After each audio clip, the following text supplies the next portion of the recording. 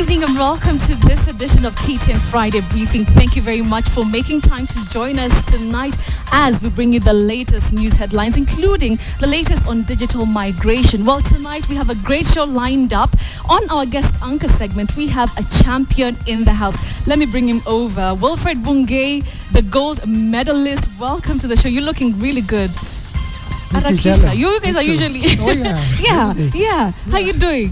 Doing good. Nice to see you. Yeah, good to see you too. Salimia wananchi tafadhali. Yeah, karibuni sana. Welcome to KTN Briefs tonight. KTN Friday Briefing. Yeah. Exactly. How do you guys prepare for the race? Because for me, it's basic. It's simple. La la la la la la la to get the mouth moving properly. Yeah, exactly. But yeah, I can tell you that especially just before the race, before the race, what you are supposed to do, just do some warm up, and then I would like to run with you if you don't mind.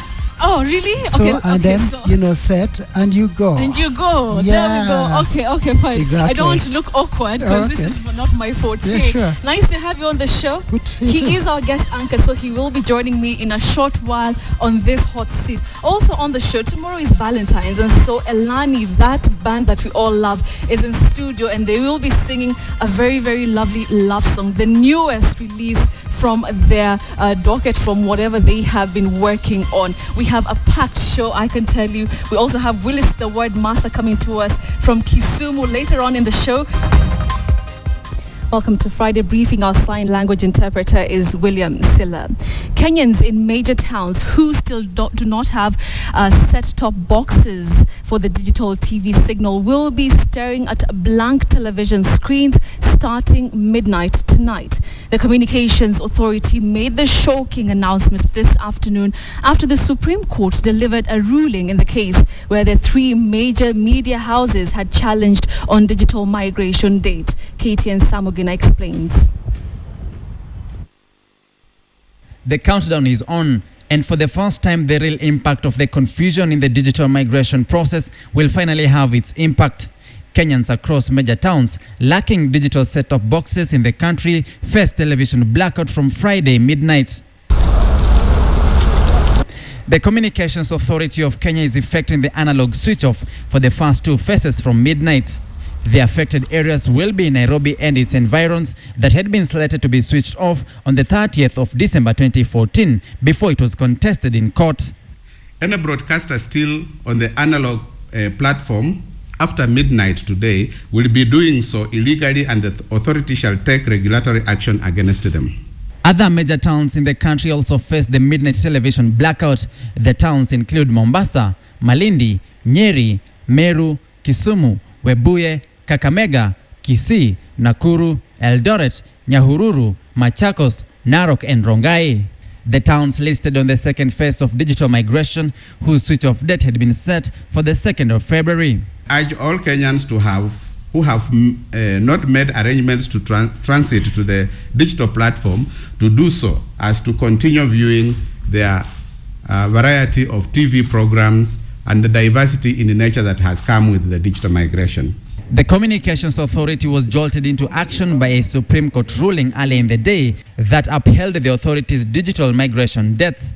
The authority now says it shall repossess all analog frequencies from all television stations on Saturday morning, and whoever does not comply will be shut down forcefully.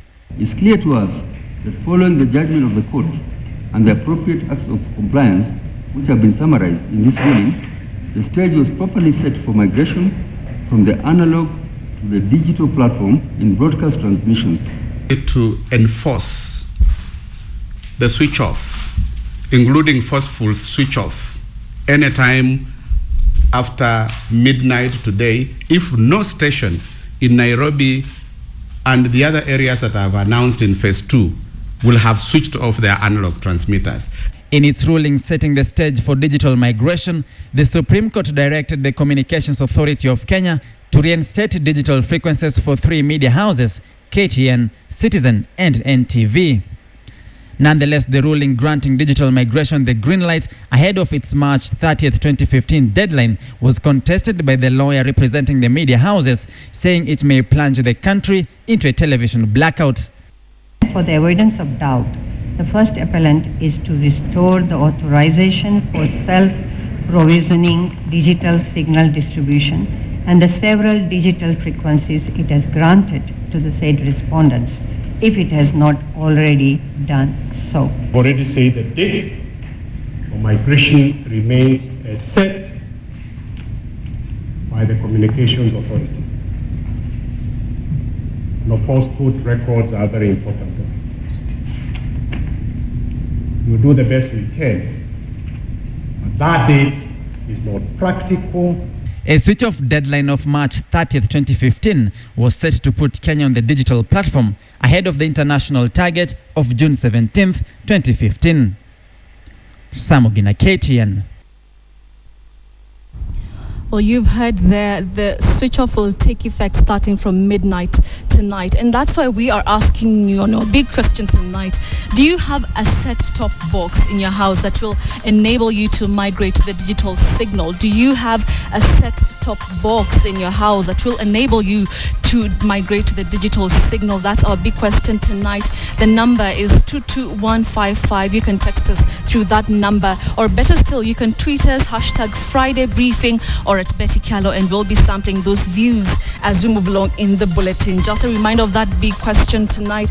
Do you have a set-top box in your house that will enable you to migrate to the digital platform? That's our big question tonight. You can, of course, give in your comment through those platforms that I had mentioned.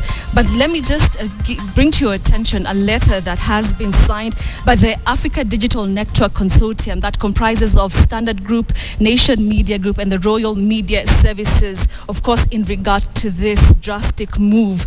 The letter says, and I quote, "We acknowledge receipt of your letter of 13th February 2015. We wish to observe and respond as follows.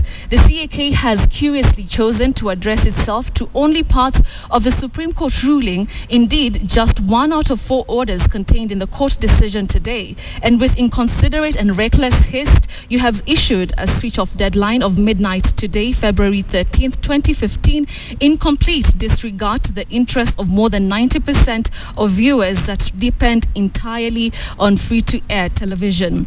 Number 2, the second point, there you go, that we expect the CAK to address itself to the rest of the orders issued by the Supreme Court, specifically the reinstatement of the self-provisioning digital broadcasting license, which must equally be communicated to us in writing by the CAK.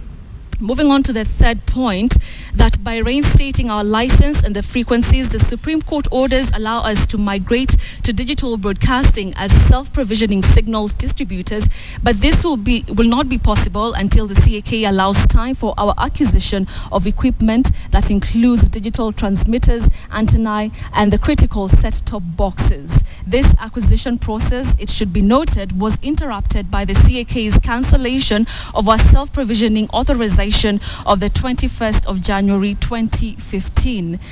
Point 4 goes on to say that the speed with which you move when it comes to the 3 media houses demonstrates that what we have consistently held to be a hostile attitude uncharacteristic of any independent regulator.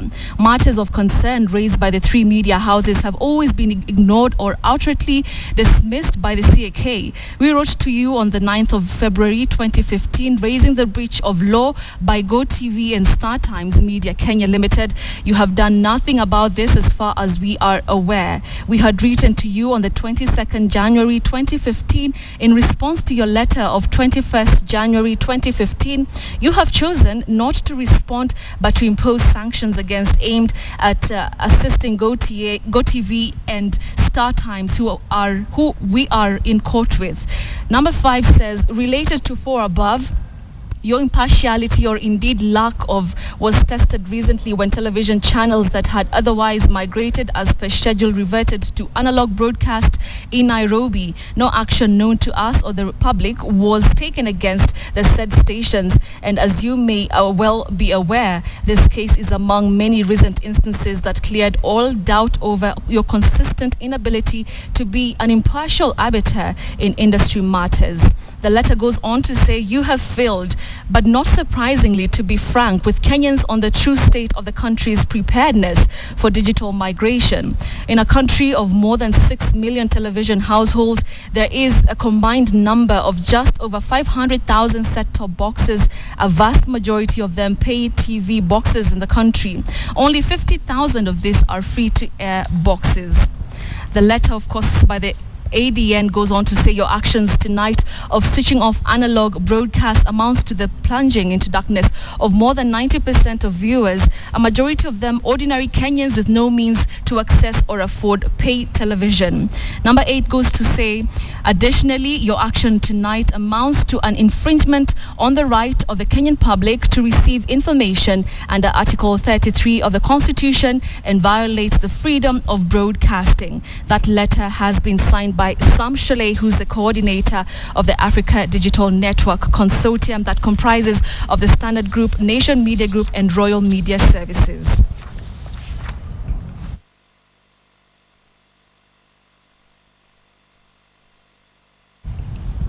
And remember, our big question tonight, we are asking you, do you have a set-top box in your house that will allow you to access or migrate to the digital platform? The number to text in is 22155, but you can tweet. The hashtag is Friday Briefing or at Betty Kialo. Tweet us your responses.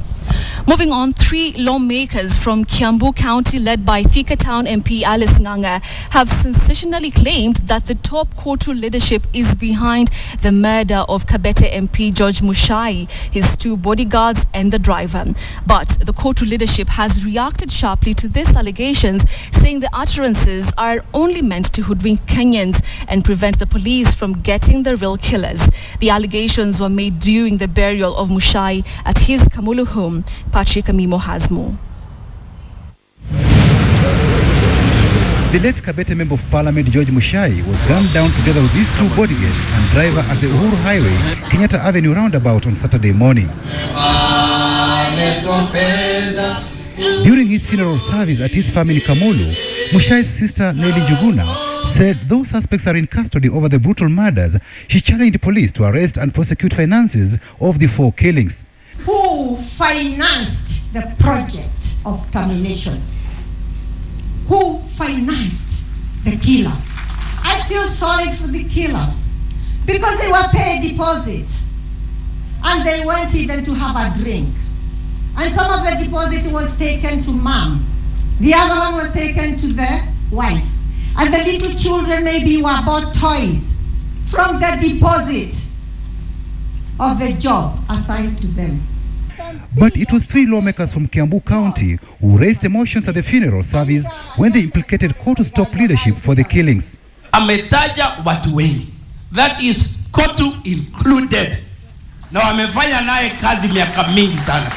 Kwa nini hatuoni hiyo uniform ya Kotu hapa wakiomboleza na sisi? Kwa nini hatuwaoni? Tunataka kuwaeleza safari ni ndefu na hatutanyamaza, tutawafata, tutawashika, tutawasiaga. In November last year, on the cameras, George came and said that if I die today, these 6 officials from Kotu ask them why I died. Tomorrow we would want to see the big people in Kotu in handcuffs, because from the talks that we had, there cannot be any doubt that Muchai's death has got everything to do with the problems we have in the trade union movement in this country. Labour Cabinet Secretary Kazungu Kambi appeared to support claims made by the 3 legislators. They thought they have stolen all the documentation. Believe you me, I have all the documentation. Kama hiki kifo cha Muchai hakitaweza kupatikana ni nani aliyekifanya na tunawajua, I'm prepared to resign. In a quick rejoinder, Kotu said it was disturbed by the allegations. For anyone to associate his death with the Kotu would be most unfortunate, and diversionary engagement meant to hoodwink Kenyans into not knowing who killed our late brother Muchai. The Interior Cabinet Secretary Joseph Nkaiseri was not very happy about the allegations made against the Kotu leadership. I would wish that if Honorable Kazungu Kambi is aware of the killers of the 4 individual, we invite him and we demand that he write a statement to give us the evidence he has. Deputy President William Ruto and CORD leader Raila Odinga, who attended the funeral service, urged the investigating agencies to carry out thorough investigations and apprehend masterminds of the killings. That George Muchai and his murder is not ordinary thuggery.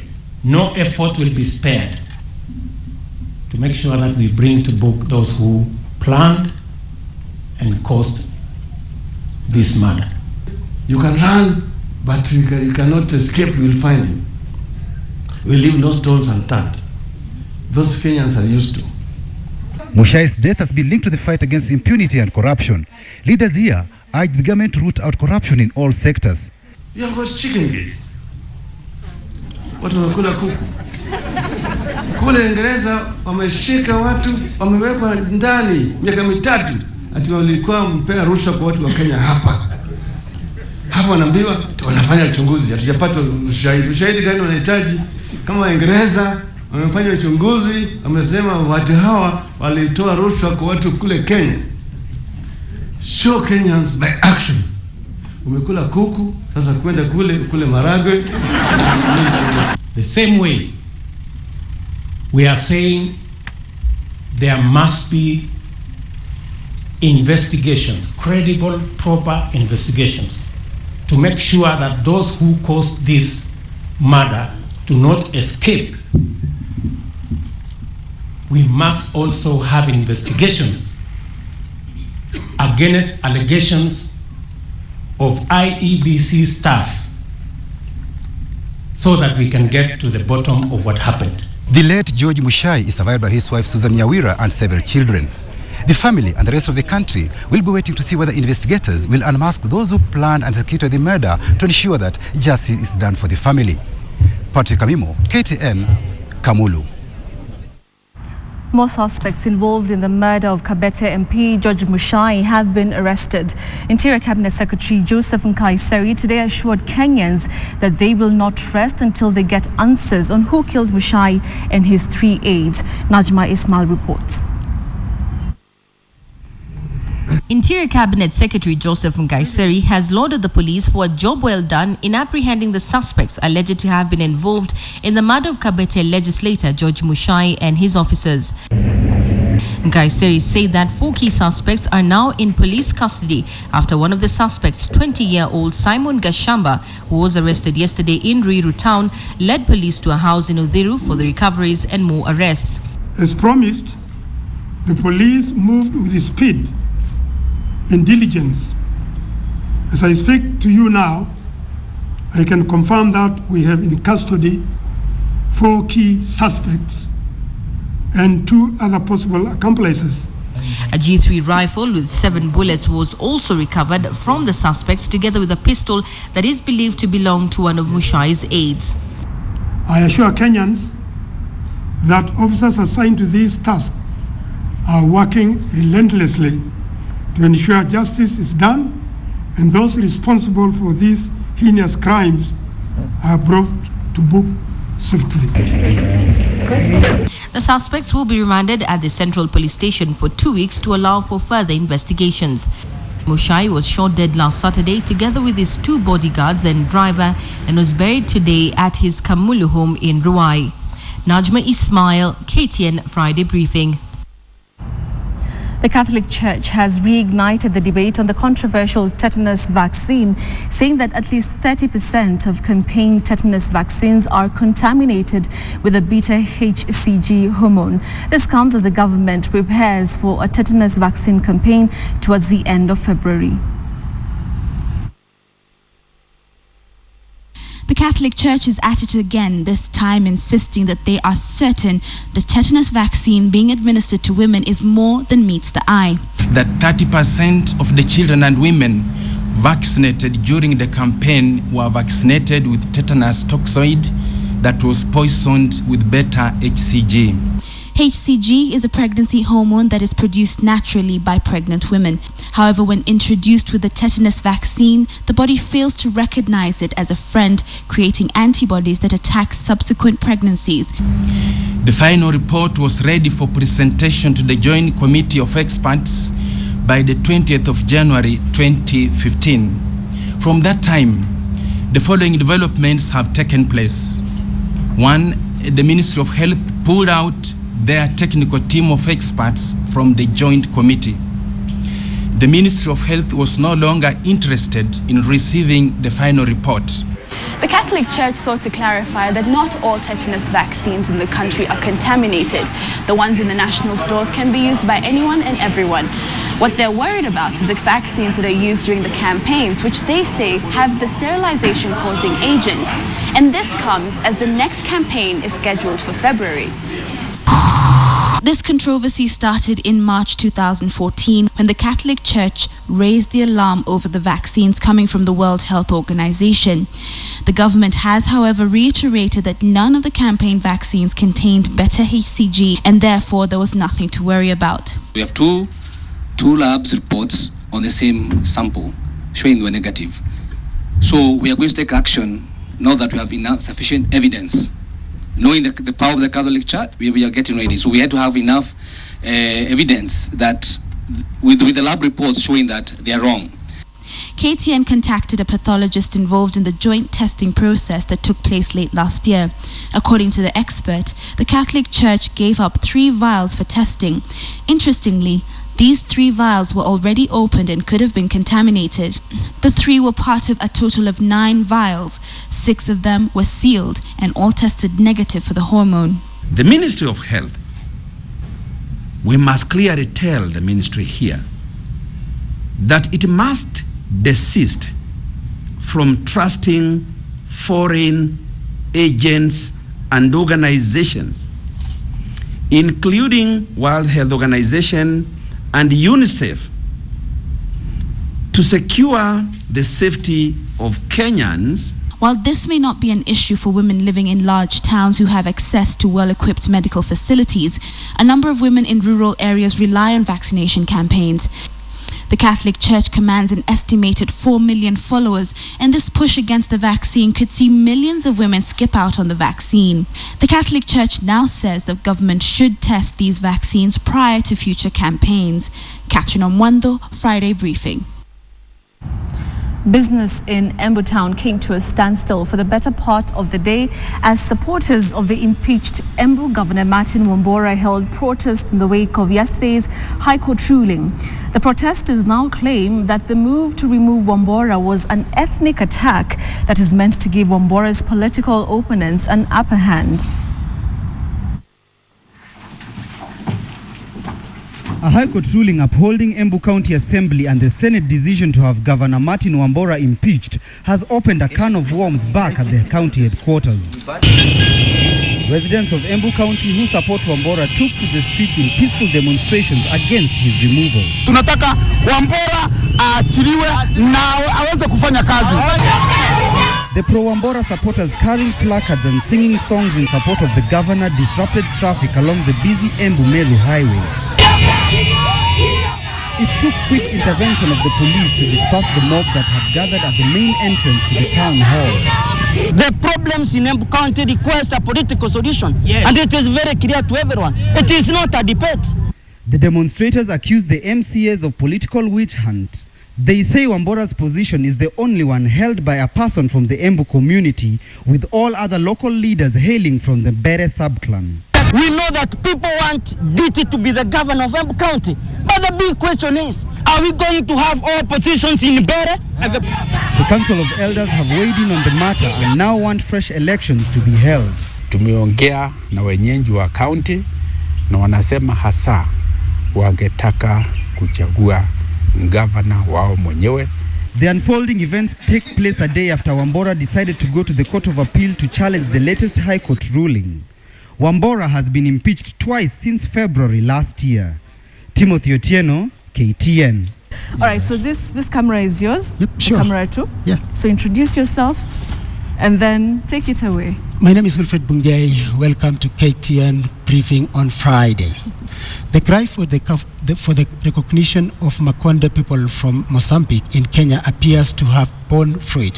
Finally, the journey to register the stateless Bakane in Msambweni constituency, Kwale County, and as KTN's Francis Otuama now reports, the Makonde people are upbeat about the process.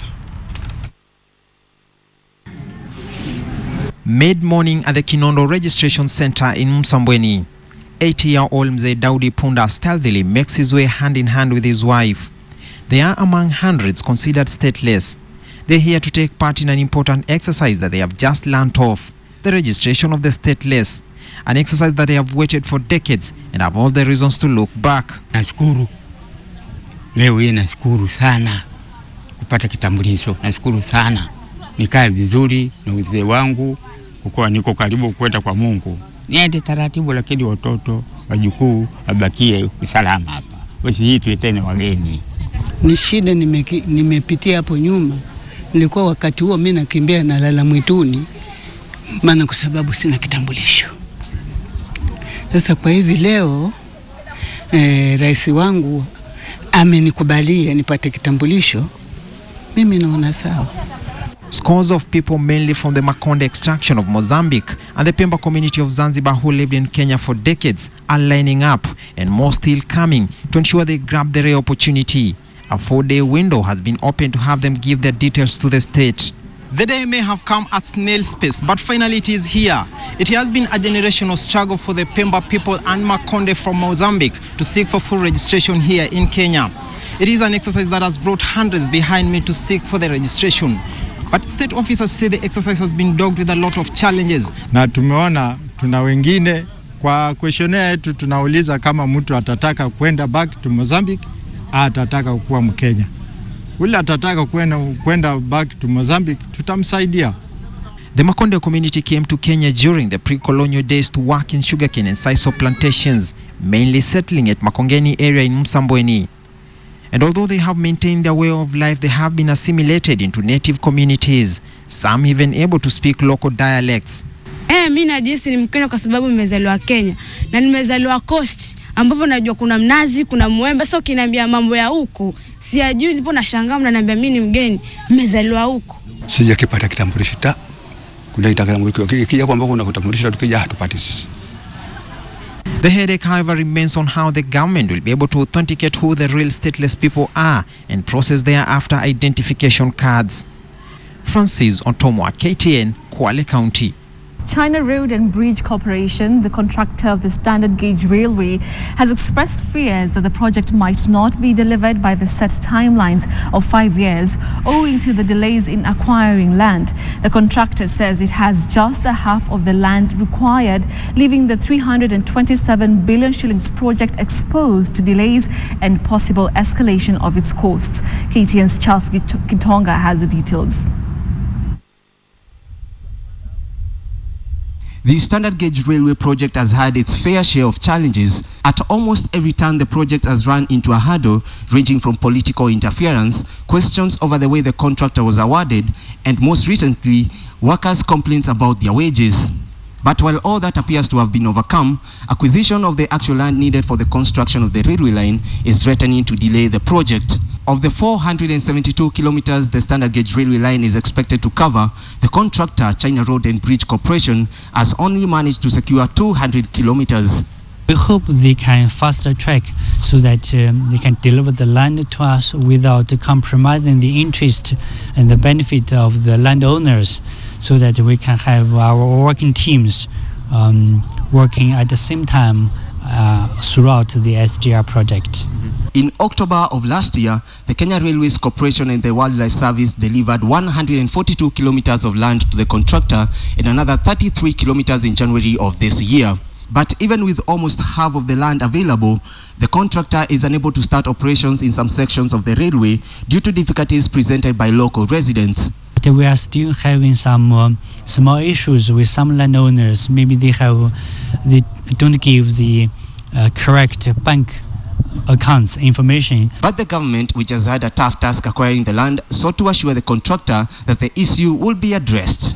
We have witnessed in some lower coastal parts of Kenya where the residents have already been paid, and even the areas where we are having some few challenges, the government of Kenya through the Ministry of Lands, they are making a lot of efforts to ensure that land is availed on time. This challenge adds on to a bunch of others, among them lack of the specific quality of cement and steel that the contractor requires, further widening the possibility that the project might stretch beyond the 5-year timeline.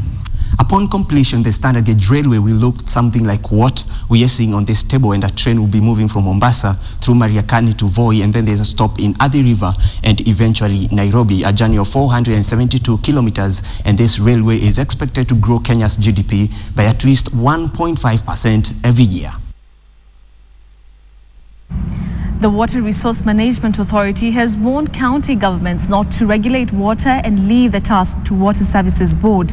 The authority says county governments are only in charge of supplying water and that the use of water was a national function. Speaking during a 2-day conference in Mombasa seeking to bring together public and private sector players to seek opportunities available for growth and partnership in water resources, Water Resource Management Authority CEO Philip Olum said that globally water is considered both as a social and economic right.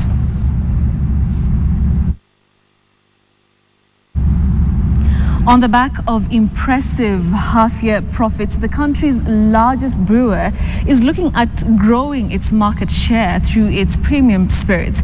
In an interview with KTN's Business, East African Breweries Limited Chief Executive Charles Ireland says the focus going forward will be re-establishing the company's dominance in the beverages market. This comes in the midst of entry of players such as Sab Miller, Heineken, and most recently Carlsberg, that have eroded EABL's dominance in the beer market. Here's more of that interview. Many thanks, Charles, for joining us. Just getting straight into the interview, looking at your figures for this particular half year, you posted 34.7 billion shillings in your net revenues. Perhaps what was the main driver for this? I'm pleased with the performance in the first half of the year. I think that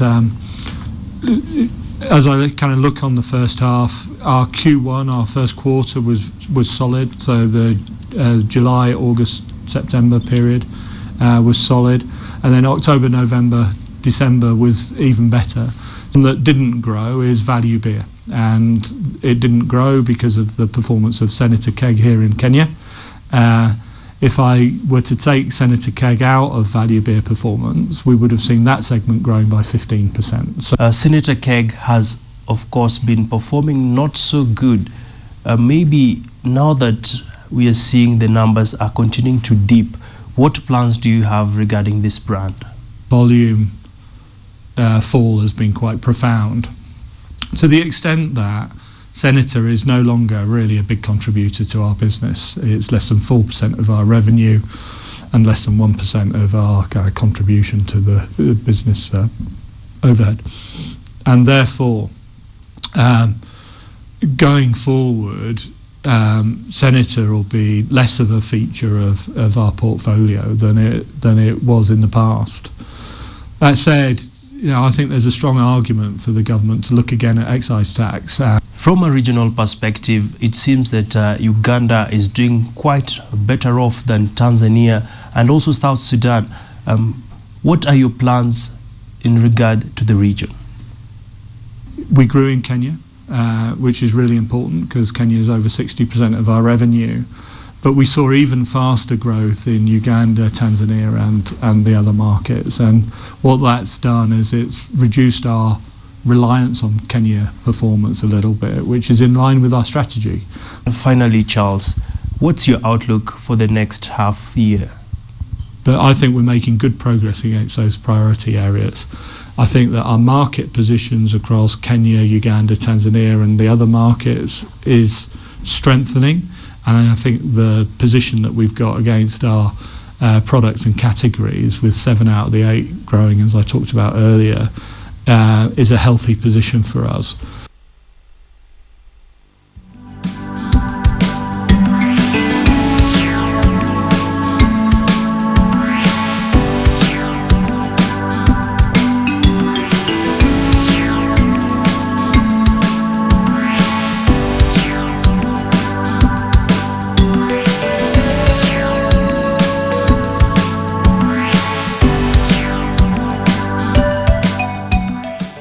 Despite being accused of laxity in handling the rising cases of doping by Kenyan athletes, Athletics Kenya showed its determination to fight this vice.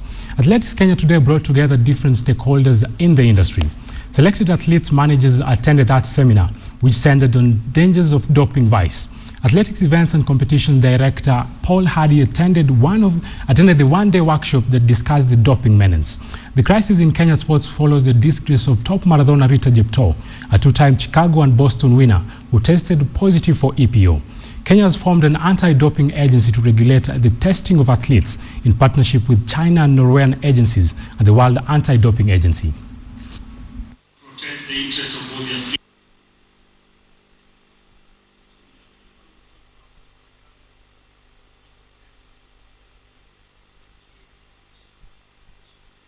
The athlete testing pool, there's more Kenyan athletes than any other country.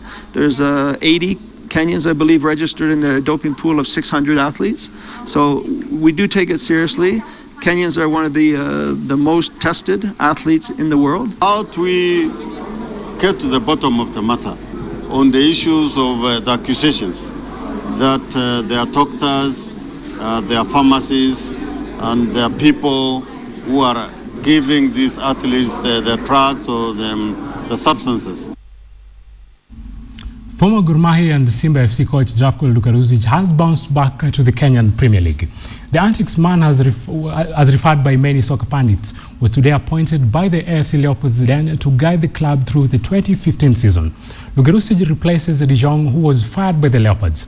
Lukaruzic has been unattached by cutting his links with the Tanzanian side, Simba FC, in August last year. Deputy Secretary General Asava Kadima confirmed the appointment.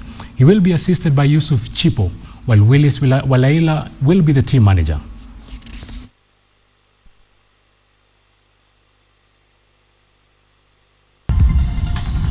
Right, we're about to wind things up here on KTN Friday Briefing, but before then, let's have a review of our big question tonight. And if you can remember, it's of course owing to the switch off, in regards to the switch off tonight from analog to digital platform. And we had asked you, do you own or do you have a set-top box in your house ready for that particular switch from the analog to the digital? And looking at how you have polled, 78% say no, they do not have that set-top box, and 22% say yes, they do have that set-top box. Of course, majority saying that they do not have a set-top box to transition from the analog to digital platform. Let me sample one or two messages here. Someone says, Betty, it took me saving 2,000 a month to buy a TV. I saved for 4 months. Sasa budget ya digital box in Tanzania I do not have. That's Irene from Ruaka.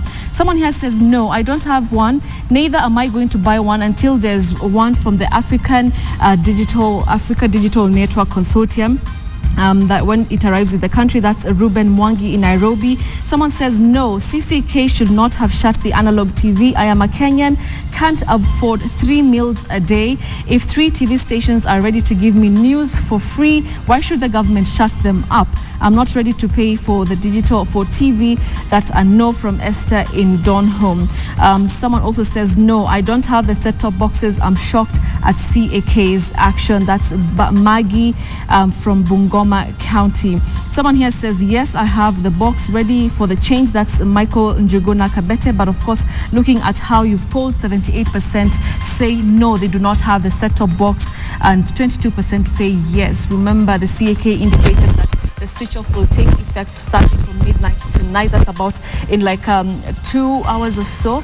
So that means very many Kenyans will be locked out of TV. Well, that's all from the Big Q review. But let me bring again my guest anchor, Wilfred Bungay, to just tell us very shortly about the big project that you're working on, just before we leave our viewers. Yeah, Betty, because of time that we might not be allowed, I want to say, or to at least ask our viewers, to visit DWC Facebook page, Train with the Champions. Basically, this is a situation whereby we are trying to tell people outside the country that this country can be, apart from the wildlife that we know and our coastline, it can also be a destination of training. Yes, exactly. It can be the best place for training, and that's why myself and 3 partners from Finland. We started this program, and already on Sunday we are going to have the first group coming in. Again, in the next 1 week again, we are going to have guys from Brazil that will be coming to train in Kenya. So basically, it's about training with the champions. With the champions. So will they be training with you? Absolutely, yes, and so many other athletes that are going to be, that are based in Kapsabet, because this is a program that is based in Kapsabet and Iten. All right. Yep. All the best on that. I'm sure our sports team will be covering that on all angles, and of course, all the best, in all your endeavors, and of course, your hotel. Tortoise, I'll visit one time. Please, thank you. Yeah. All right, so that has been Friday Briefing. Thank you very much for watching. It has been an amazing show because of you at home, and of course, because of our anchors, Wilfred Bungay, and of course the Elani band that was here earlier. From me, Betty Kialo, it's good night and happy Valentine's tomorrow. Sure, happy Valentine's, guys. All right, good night. See you next week, God willing.